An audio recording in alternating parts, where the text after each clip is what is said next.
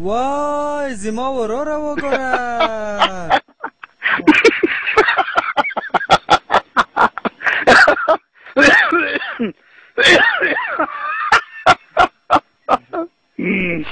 چی خدا زده ورور هستی تو. زما نوم گل آقا شیرزی دی، زما کور به پکتیا دی، زه پښتون یم پښتون.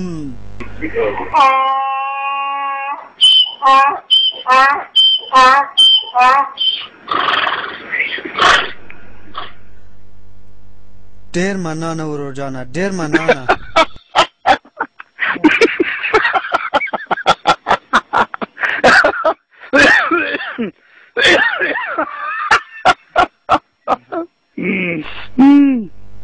آفرین ورور جانه، آفرین ورور جانه، ټول سره پښتون زما ورور ده.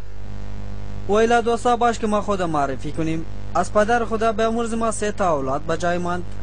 ما را خر نام کرد، دیگه برادرای ما را پشتون نام کرد که اوغو است، خر است، اونا هم کتی ما کدام فرق و تفاوت نداره. و دیگه برادرای ما را عرب نام کرد که اونا هم کتی ما کدام فرق و تفاوت نداره.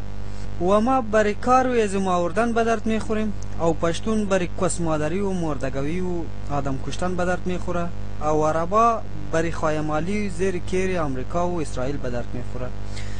از همه ما همی پشتون ما آرامیتر و کس مادرتر و مردگوتر برآمده ای دنیا.